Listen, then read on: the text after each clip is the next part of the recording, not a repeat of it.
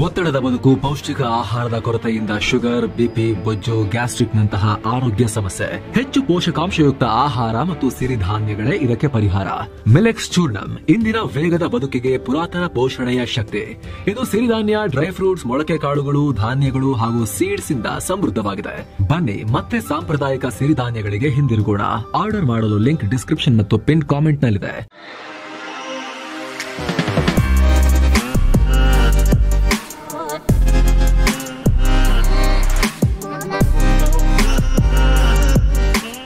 Hi friends, ದಿನದ ಎಲ್ಲ ಪ್ರಮುಖ ಸುದ್ದಿಯನ್ನು ನಿಮಗೆ ತಲುಪಿಸೋ ಮಸ್ತ್ಮಗ.com ಫುಲ್ ನ್ಯೂಸ್ಗೆ ಸ್ವಾಗತ. ನಾನು ಅಮರ್ ಪ್ರಸಾದ್. ಭಾರತ ಅಮೆರಿಕದ ವಿರೋಧ ಕಡ್ಕೊಂಡು ರಷ್ಯಾದ ಗೆಳೆತನವನ್ನು ಬಿಡಲ್ಲ ಅಂತ ಹೇಳಿ ಗಟ್ಟಿಯಾಗಿ ನಿಂತ್ಕೊಂಡಿದೆ.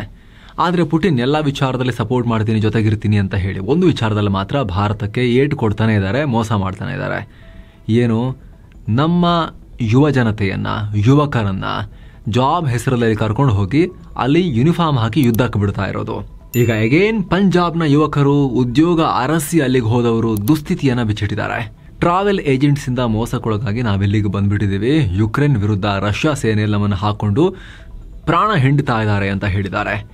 ಯಾವುದೇ ಟ್ರೈನಿಂಗ್ ಕೊಟ್ಟಿಲ್ಲ, ಕೈಯಲ್ಲಿ ಬಂದು ಕೊಟ್ಟು ಹೋಗಿ ಯುದ್ಧ ಮಾಡಿ ಅಂತ ಹೇಳಿ ನಮ್ಮನ್ನು ಕಳಿಸ್ತಾ ಇದ್ದಾರೆ ಅಂತ ಅಲ್ಲಿ ಸಿಲುಕಿರೋ ಯುವಕರು ಅಳಲು ತೋಡ್ಕೊಂಡಿದ್ದಾರೆ. ವಿಸಿಟರ್ ವೀಸಾ ಮೂಲಕ ನಾವು ರಷ್ಯಾಗೆ ಬಂದು ಇಲ್ಲಿ ಸಿಕ್ಕಾಕೊಂಡಿದ್ದೀವಿ. ಈಗ ನಮ್ಮನ್ನ ಯುದ್ಧದಲ್ಲಿ ನಿಯೋಜಿಸಲಾಗಿದೆ. ತಿನ್ನೋಕೆ ಆಹಾರನು ಕೊಡ್ತಿಲ್ಲ. ಅಷ್ಟು ಮಾತ್ರ ಅಲ್ಲದೆ ಗ್ರೂಪ್ ನಲ್ಲಿನ 15 ಜನರಲ್ಲಿ 5 ಜನರು ಆಲ್ರೆಡಿ ಪ್ರಾಣ ಕಳ್ಕೊಂಡ್ಬಿಟ್ಟಿದ್ದಾರೆ ಅನ್ನೋ ಆಘಾತಕಾರಿ ಮಾಹಿತಿಯನ್ನ ಮುಂದಿಟ್ಟಿದ್ದಾರೆ. ಹಾಗೆ ಕೂಡಲೇ PM ನರೇಂದ್ರ ಮೋದಿ ಮತ್ತು ಭಾರತ ಸರ್ಕಾರ ಮಧ್ಯಪ್ರವೇಶ ಮಾಡಬೇಕು ಅಂತ ಮನವಿ ಮಾಡಿದ್ದಾರೆ. ಇತ್ತ ಇವರ ಕುಟುಂಬಗಳು ಕೂಡ ಭಾರತ ಸರ್ಕಾರ ತುರ್ತಾಗಿ ಮಧ್ಯಪ್ರವೇಶ ಮಾಡಿ ನಮ್ಮ ಮಕ್ಕಳನ್ನ ಕಾಪಾಡಬೇಕು ಅಂತ ಮನವಿ ಮಾಡಿದ್ದಾರೆ. ಅಂದಹಾಗೆ ಈ ವಿಚಾರವಾಗಿ ವಿದೇಶಾಂಗ ಇಲಾಖೆ ಒಂದು ದಿನದ ಹಿಂದಷ್ಟೇ ಪ್ರತಿಕ್ರಿಯೆ ಕೊಟ್ಟಿತ್ತು. ಈ ಕುರಿತಾದ ವರದಿಯನ್ನು ನಾವು ನೋಡಿದ್ದೇವೆ. ಭಾರತೀಯರು ರಷ್ಯಾ ಸೇನೆಗೆ ಸೇರಿಬಿಡಿ, ನೀವು ಯಾಕೆ ಅಲ್ಲಿಗೆ ಹೋಗ್ತಾ ಇದ್ದೀರಾ, ಹಾಗೆ ಈ ಕುರಿತು ನಾವು ರಷ್ಯಾ ಅಧಿಕಾರಿಗಳೊಂದಿಗೂ ಮಾತನಾಡ್ತಾ ಇದ್ದೀವಿ ಅಂತ ವಿದೇಶಾಂಗ ಇಲಾಖೆಯ ವಕ್ತಾರ ರಣಧೀರ್ ಜೈಸ್ವಾಲ್ ಹೇಳಿದರು. ಅದರ ಮರುದಿನವೇ ಈ ರೀತಿ ಆಘಾತಕಾರಿ ಸುದ್ದಿ ಬಂದಿದೆ. 15 ಜನ ಹೋಗಿಬಿಟ್ಟಿದ್ರು. ಒಂದು ಕೇಸ್ ಇದು ಪಂಜಾಬ್ದು, ಅದರಲ್ಲಿ 5 ಜನ ಆಲ್ರೆಡಿ ತೀರ್ಕೊಂಡ್ಬಿಟ್ಟಿದ್ದಾರೆ ಅನ್ನೋ ಸುದ್ದಿ. ಇತ್ತ ಮೋದಿಗೆ ನಾನು ಯಾವತ್ತೂ ಫ್ರೆಂಡ್ ಆಗೇ ಇರ್ತೀನಿ, ಭಾರತ ನಮಗೆ ಸ್ಪೆಷಲ್ ಪಾರ್ಟ್ನರ್ ಅಂತ ಬೆಣ್ಣೆ ಹಚ್ಚಿದ್ದ ಅಮೆರಿಕ ಅಧ್ಯಕ್ಷ ಟ್ರಂಪ್ ಅವರು ಅಗೇನ್ ಡಬಲ್ ಗೇಮ್ ಅನ್ನ ಮುಂದುವರಿಸಿದ್ದಾರೆ.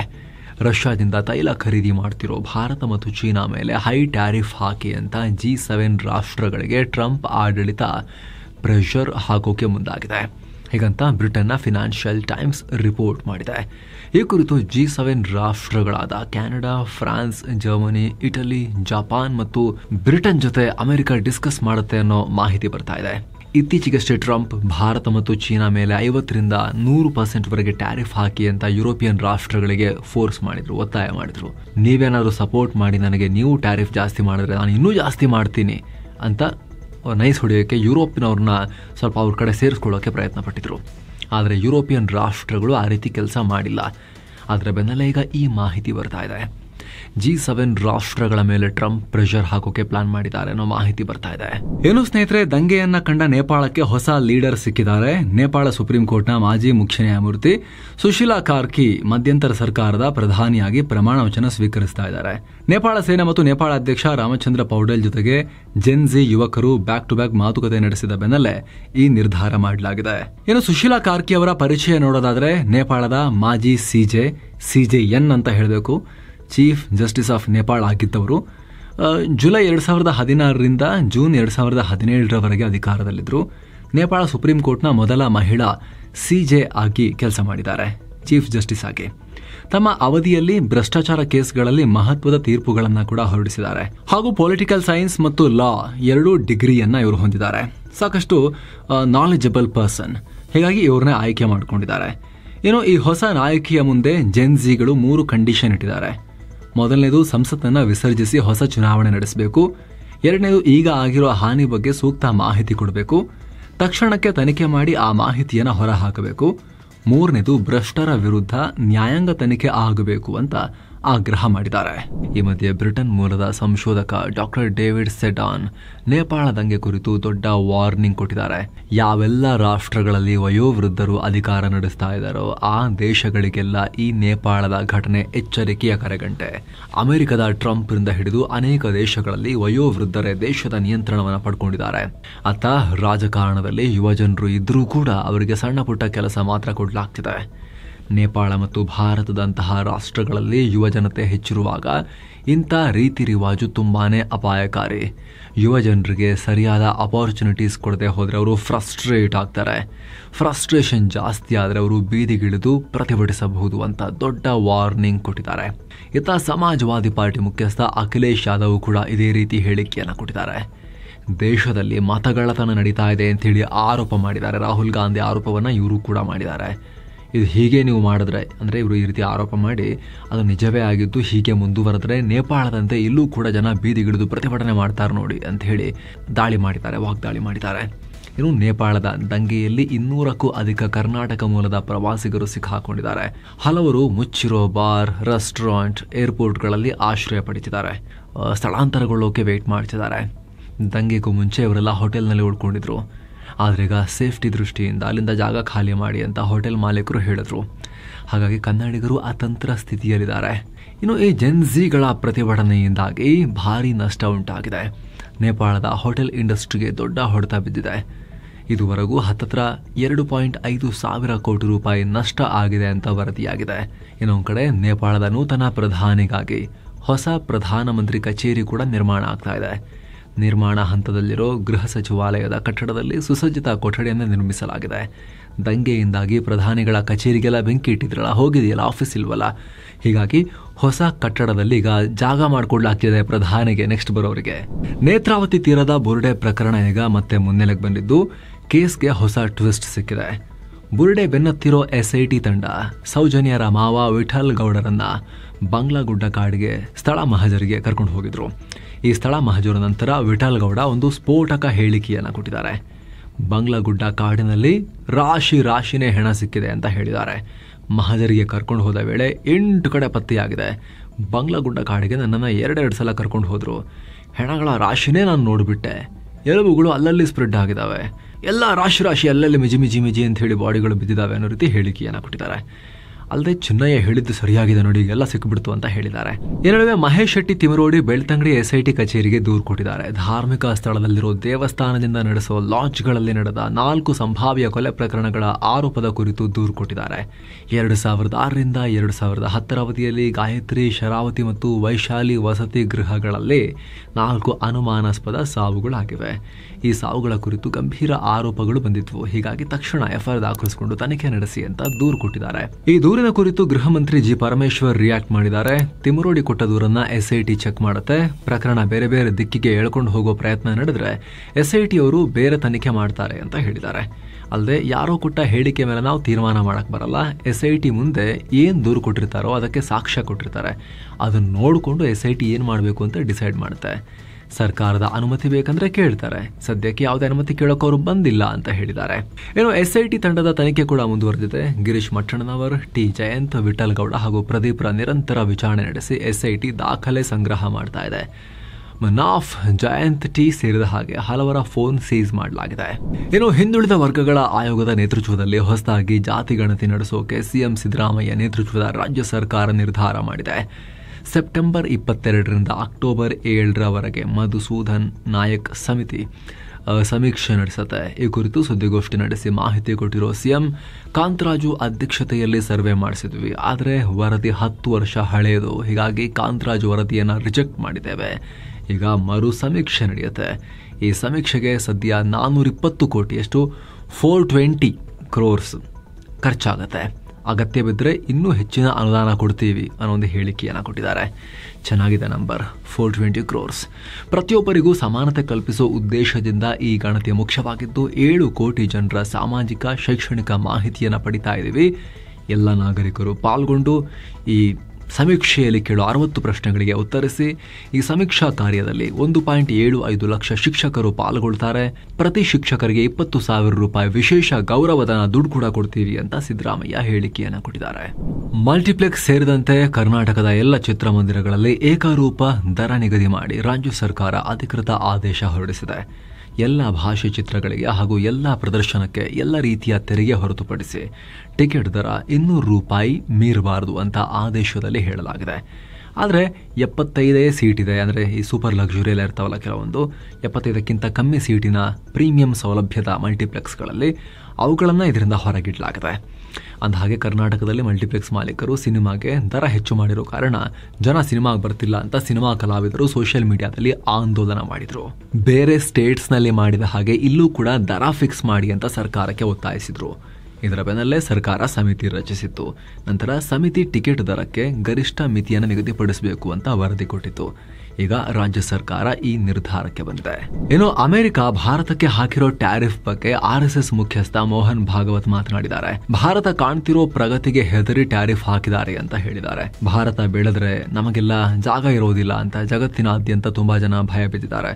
ಅವರು 7 ಸಮುದ್ರಗಳ ಆಚೆ ಇದ್ದಾರೆ. ನಮಗೂ ಅವರಿಗೂ ಯಾವುದೇ ರೀತಿ ಕನೆಕ್ಷನ್ ಇಲ್ಲ, ಆದರೂ ಅವರಿಗೆ ಭಯ. ಅದಕ್ಕೆ ಟ್ಯಾರಿಫ್ ಹಾಕ್ತಾ ಇದ್ದಾರೆ. ನಾವೇನು ಯಾರಿಗೂ ತೊಂದರೆ ಕೊಟ್ಟಿಲ್ಲ, ಆದರೂ ನಮ್ಮ ಮೇಲೆ ಟ್ಯಾರಿಫ್ ಹಾಕ್ತಿದ್ದಾರೆ.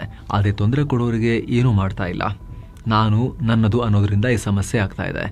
ಯಾವಾಗ ನಾವು ನಮ್ಮದು ಅಂತ ಹೇಳೋಕೆ ಶುರು ಮಾಡ್ತೀವಿ ಆಗ ಎಲ್ಲ ಸರಿ ಹೋಗುತ್ತೆ ಅಂತ ಹೇಳಿ ಟ್ರಂಪ್ಗೆ ಟೀಕೆ ಮಾಡಿದ್ದಾರೆ ಟ್ರಂಪ್ ಮೇಲೆ. ಇನ್ನು ದೇಶದ 15ನೇ ಉಪರಾಷ್ಟ್ರಪತಿಯಾಗಿ ಚಂದ್ರಾಪುರಂ ಪೊನ್ನುಸ್ವಾಮಿ ರಾಧಾಕೃಷ್ಣನ್ ಪ್ರಮಾಣ ವಚನ ಸ್ವೀಕರಿಸಿದ್ದಾರೆ. ದಿಲ್ಲಿಯ ರಾಷ್ಟ್ರಪತಿ ಭವನದಲ್ಲಿ ರಾಷ್ಟ್ರಪತಿ ದ್ರೌಪದಿ ಮುರ್ಮು ಅವರು CP ರಾಧಾಕೃಷ್ಣನ್ ಅವರಿಗೆ ಪ್ರಮಾಣ ವಚನ ಬೋಧಿಸಿದ್ದಾರೆ. ಈ ಕಾರ್ಯಕ್ರಮದಲ್ಲಿ PM ನರೇಂದ್ರ ಮೋದಿ, ಗೃಹ ಮಂತ್ರಿ ಅಮಿತ್ ಶಾ, ರಕ್ಷಣಾ ಮಂತ್ರಿ ರಾಜನಾಥ್ ಸಿಂಗ್, ಲೋಕಸಭಾ ಸ್ಪೀಕರ್ ಓಂ ಬಿರ್ಲಾ, ಮಾಜಿ ಉಪರಾಷ್ಟ್ರಪತಿ ಜಗದೀಪ್ ಧನ್ಕರ್, ಮಾಜಿ ರಾಷ್ಟ್ರಪತಿ ರಾಮನಾಥ್ ಕೋವಿಂದ್ ಸೇರಿ ಅನೇಕ ನಾಯಕರು ಪಾಲ್ಗೊಂಡಿದ್ರು.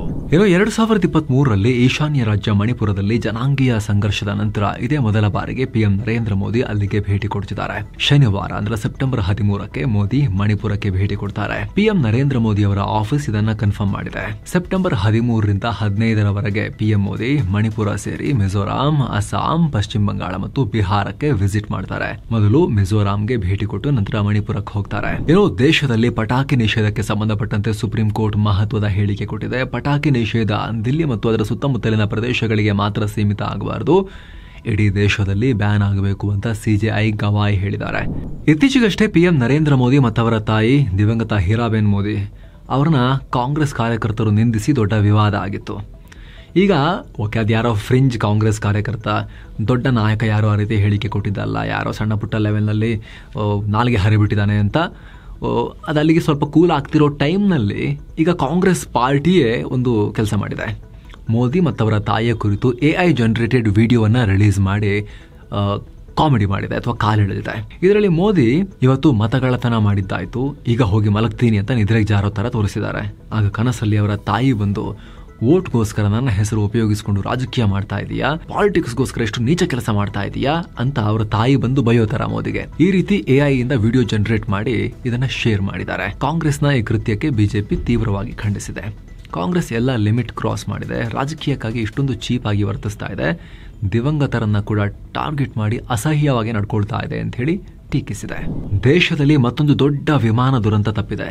ಸ್ಪೈಸ್ ಜೆಟ್ ಏರ್ಲೈನ್ಸ್ ನ ಬಂಬಾರ್ಡಿಯರ್ Q400 ವಿಮಾನ ಗುಜರಾತ್ನಿಂದ ಟೇಕ್ ಆಫ್ ಆಗಿ ಮುಂಬೈ ಕಡೆಗೆ ಬರಬೇಕಾಗಿತ್ತು. ಅಷ್ಟರಲ್ಲಿ ಸಮಸ್ಯೆ ಕಾಣಿಸ್ಕೊಂಡಿದೆ. ಟೇಕ್ ಆಫ್ ಆದ ತಕ್ಷಣ ವಿಮಾನದ ಹೊರಭಾಗದಲ್ಲಿರೋ ವೀಲ್ ಕಳಚಿ ರನ್ವೇಗೆ ಬಿದ್ದುಬಿಟ್ಟಿದೆ. ಆದರೂ ಕೂಡ ಈ ವಿಮಾನ ಪ್ರಯಾಣವನ್ನು ಮುಂದುವರಿಸಿತ್ತು. ಬಳಿಕ ಮುಂಬೈನಲ್ಲಿ ತುಂಬಾ ಕೇರ್ಫುಲ್ ಆಗಿ ಸೇಫ್ ಆಗಿ ಲ್ಯಾಂಡ್ ಮಾಡಲಾಯಿತು. 75 ಮಂದಿ ಪ್ಯಾಸೆಂಜರ್ಸ್ ಇದ್ರು, ಎಲ್ಲರೂ ಸೇಫ್ ಆಗಿದ್ದಾರೆ ಅಂತ ಅಧಿಕಾರಿಗಳು ಹೇಳಿದ್ದಾರೆ. ಲ್ಯಾಂಡ್ ಆಗ್ತಿದ್ದ ಹಾಗೆ ಮುಂಬೈ ಏರ್ಪೋರ್ಟ್ ನಲ್ಲಿ ತುರ್ತು ಪರಿಸ್ಥಿತಿ ಘೋಷಿಸಲಾಗಿತ್ತು. ಯಾಕಂದ್ರೆ ಒಂದು ವೀಲ್ ಬಿದ್ದು ಹೋಗಿದೆ ಅಂದ್ರೆ ಸ್ವಲ್ಪ ಏನಾಗುತ್ತೋ ಏನೋ ಅನ್ನೋ ಆತಂಕ ಇರುತ್ತಲ್ಲ, ಹಾಗಾಗಿ ಬಹಳ ಎಲ್ಲ ಹೈ ಅಲರ್ಟ್ ನಲ್ಲಿದ್ರು ಇದೊಂದ್ಸಲಿ ಸೇಫ್ ಆಗಿ ಲ್ಯಾಂಡ್ ಆಗೋ ತನಕ. ಏನೋ ಕೇಂದ್ರ ರಸ್ತೆ ಸಾರಿಗೆ ಸಚಿವಾಲಯ ಗಡ್ಕರಿ ಅವರ ಇಲಾಖೆ ರಾಜ್ಯದ ಹೈವೇ ಪ್ರಾಜೆಕ್ಟ್ ಗಳಿಗೆ ಕ್ಲಿಯರೆನ್ಸ್ ಕೊಟ್ಟಿದೆ. ಸುಮಾರು 10,749 ಕೋಟಿ ರೂಪಾಯಿ ಮೌಲ್ಯದ 23 ಹೈವೇ ಪ್ರಾಜೆಕ್ಟ್ಸ್ಗೆ ಕೇಂದ್ರ ಸರ್ಕಾರ ಅನುಮತಿ ನೀಡಿದೆ. ಈ ಪ್ರಾಜೆಕ್ಟ್ಸ್ ಇಂದ ಸುಮಾರು 600 ಕಿಲೋಮೀಟರ್ ಹೈವೇ ಕವರ್ ಆಗುತ್ತೆ. ಈ ಆರ್ಥಿಕ ವರ್ಷದ ಅಂತ್ಯದ ಒಳಗೆ ಈ ಯೋಜನೆಗಳು ಕಂಪ್ಲೀಟ್ ಆಗಲಿವೆ ಅಂತಲೂ ಹೇಳ್ತಾ ಇದ್ದಾರೆ. ಇನ್ನು ಮುಂದುವರೆದಿರುವ ನಕ್ಸಲ್ ನಿಗ್ರಹ ಕಾರ್ಯಾಚರಣೆಯಲ್ಲಿ ಛತ್ತೀಸ್ಗಢದ ಘರಿಯಾಬಂದ್ ಜಿಲ್ಲೆಯಲ್ಲಿ top Naxal commander modern Balakrishna alias Manoj ಸೇರಿ 10 ನಕ್ಸಲರನ್ನ ಹೊಡೆದುರುಳಿಸಲಾಗಿದೆ. ಆಗಸ್ಟ್ ತಿಂಗಳ ರಿಟೇಲ್ ಇನ್ಫ್ಲೇಷನ್ ಡೇಟಾ ಬಿಡುಗಡೆಯಾಗಿದೆ. 2.07%ಗೆ ತಲುಪಿದೆ. ಜುಲೈನಲ್ಲಿ ಇಳಿಕೆ ಕಂಡು 1.55%ಗೆ ತಲುಪಿತ್ತು. ಬಹಳ ಇಳಿಕೆಯಾಗಿತ್ತು. ಈಗ ಸ್ವಲ್ಪ ಏರಿಕೆಯಾಗಿದೆ. ಅದೇ ರಿಸರ್ವ್ ಬ್ಯಾಂಕ್ ಆಫ್ ಇಂಡಿಯಾದ ಟಾರ್ಗೆಟ್ ಬ್ಯಾಂಡ್ ಒಳಗೇನೆ ಇದೆ. ತರಕಾರಿ, ಮಾಂಸ, ಮೀನು, ಮೊಟ್ಟೆ, ಅಡುಗೆ ಎಣ್ಣೆ ಮತ್ತು ಪರ್ಸನಲ್ ಕೇರ್ ಐಟಮ್ಸ್ ಬೆಲೆ ಸ್ವಲ್ಪ ಸ್ಪೈಕ್ ಆದ ಹಿನ್ನೆಲೆಯಲ್ಲಿ ಈಗ 0.5 ಸಮಥಿಂಗ್ ರೈಸ್ ಆಗಿದೆ. ಇನ್ನು ವಾರದ ಕೊನೆ ಸೆಷನ್ನಲ್ಲಿ ಭಾರತದ ಷೇರುಪೇಟೆ ಗ್ರೀನ್ನಲ್ಲಿ ಎಂಡ್ ಆಗಿದೆ. ದಿನದ ವಹಿವಾಟಿನ ಅಂತ್ಯಕ್ಕೆ ಸೆನ್ಸೆಕ್ಸ್ 355 ಪಾಯಿಂಟ್ಸ್ ಹೆಚ್ಚಾಗಿ 81,904ಕ್ಕೆ ರೀಚ್ ಆಗಿದೆ. ನಿಫ್ಟಿ 108 ಪಾಯಿಂಟ್ಸ್ ರೈಸ್ ಆಗಿ 25,114ಕ್ಕೆ ತಲುಪಿದೆ. ಐಸಿಐಸಿಐ ಬ್ಯಾಂಕ್, ಬಜಾಜ್ ಫಿನಾನ್ಸ್ ಮತ್ತು ರಿಲಯನ್ಸ್ ಇಂಡಸ್ಟ್ರೀಸ್ ನಂತಹ ಹೆವಿವೇಟ್ ಸ್ಟಾಕ್ಸ್ ಇಂದ ಮಾರ್ಕೆಟ್ಗೆ ಬಲ ಸಿಕ್ತು. ಹಾಗೆ ಭಾರತ ಮತ್ತು ಅಮೆರಿಕ ನಡುವೆ ಟ್ರೇಡ್ ಡೀಲ್ ಟಾಕ್ಸ್ ಆದಷ್ಟು ಬೇಗ ಫೈನಲ್ ಹಂತಕ್ಕೆ ಹೋಗಬಹುದು, ಕಂಪ್ಲೀಟ್ ಆಗಬಹುದು, ಜಾರಿಗೆ ಬರಬಹುದು, ಹೊಸ ಡೀಲ್ ಆಗಬಹುದು ಅನ್ನೋ ನಿರೀಕ್ಷೆ ಇಟ್ಕೊಂಡಿದ್ದಾರೆ. ಹಾಗೆ ಮುಂದಿನ ವಾರ ಅಮೆರಿಕದ ಸೆಂಟ್ರಲ್ ಬ್ಯಾಂಕ್ ಬಡ್ಡಿ ದರ ಕಡಿತ ಮಾಡಬಹುದು ಅನ್ನೋ ಆಶಾಭಾವನೆ ಕೂಡ ಮಾರ್ಕೆಟ್ನಲ್ಲಿದೆ. ಹೀಗಾಗಿ ದೇಸಿ ಮಾರ್ಕೆಟ್ ಗ್ರೀನ್ನಲ್ಲಿ ಎಂಡ್ ಆಗಿದೆ. ಹೂಡಿಕೆದಾರರು ಹತ್ತತ್ರ 2 ಲಕ್ಷ ಕೋಟಿ ರೂಪಾಯಿನಷ್ಟು ಗೇನ್ ಮಾಡಿಕೊಂಡಿದ್ದಾರೆ. ಇನ್ನು ಹಿಂದೂಸ್ತಾನ್ ಯೂನಿಲಿವರ್, ಇಂಡಸ್ಇಂಡ್ ಬ್ಯಾಂಕ್, ವಿಪ್ರೋ, ಏಷ್ಯನ್ ಪೇಂಟ್ಸ್, ಟೈಟನ್ ಕಂಪನಿ ರೆಡ್ನಲ್ಲೇ ಇದ್ವು. ಇತ್ತ ಬಜಾಜ್ ಫಿನಾನ್ಸ್, ಆಕ್ಸಿಸ್ ಬ್ಯಾಂಕ್, ಬಜಾಜ್ ಫಿನ್ಸಾವ್, ಮಾರುತಿ ಸುಜುಕಿ ಮತ್ತು ಟಾಟಾ ಮೋಟಾರ್ಸ್ ಗ್ರೀನ್ನಲ್ಲಿದ್ವು. ಇನ್ನು ಡಾಲರ್ ಮುಂದೆ ರೂಪಾಯಿ ಮೌಲ್ಯ 7 ಪೈಸೆ ಏರಿಕೆಯಾಗಿ ₹88.28 ಆಗಿದೆ. ಇನ್ನು ಚಿನ್ನ ಮತ್ತು ಬೆಳ್ಳಿ ಬೆಲೆ ವಿಚಾರಕ್ಕೆ ಬಂದರೆ 24 ಕ್ಯಾರೆಟ್ನ 10 ಗ್ರಾಂ ಚಿನ್ನದ ಬೆಲೆಯಲ್ಲಿ ₹610 ಹೆಚ್ಚಾಗಿ 1,09,707 ಆಗಿದೆ. 22 ಕ್ಯಾರೆಟ್ನ 10 ಗ್ರಾಂ ಚಿನ್ನದ ಬೆಲೆಯಲ್ಲಿ ₹560 ಹೆಚ್ಚಾಗಿ 1,04,90 ಆಗಿದೆ. 1 ಕೆಜಿ ಬೆಳ್ಳಿ ಬೆಲೆಯಲ್ಲಿ ₹3,509 ಹೆಚ್ಚಾಗಿ 1,28,008 ಆಗಿದೆ. ಸೊ ಫ್ರೆಂಡ್ಸ್, ಇದಾಗಿತ್ತು ಇವತ್ತಿನ ಫುಲ್ ನ್ಯೂಸ್. ನಾವು ಕುಯ್ದಿಲ್ಲ, ಎಳೆದಿಲ್ಲ, ಕಿರ್ಚಾಡಿಲ್ಲ. ಕೇವಲ ಸುದ್ದಿಯ ರೀತಿಯಲ್ಲಿ ನಿಮಗೆ ತಲುಪಿಸುವ ಪ್ರಯತ್ನವನ್ನು ಮಾಡಿದ್ದೇವೆ. ನಮ್ಮ ಈ ಪ್ರಯತ್ನ ನಿಮಗೆ ಇಷ್ಟ ಆಗ್ತಾ ಇದ್ರೆ ದಯವಿಟ್ಟು mastmaga.com ಚಾನಲ್ಗೆ ಸಬ್ಸ್ಕ್ರೈಬ್ ಮಾಡಿ. ಪಕ್ಕದ ಬೆಲ್ ಐಕಾನ್ ಮೇಲೆ ಕ್ಲಿಕ್ ಮಾಡೋದನ್ನು ಯಾವುದೇ ಕಾರಣಕ್ಕೂ ಮರಿಬೇಡಿ. Thank you so much. ಮತ್ತೆ ಭೇಟಿ ಆಗ್ತಿರೋಣ ಸ್ನೇಹಿತರೆ. ನಮಸ್ತೆ.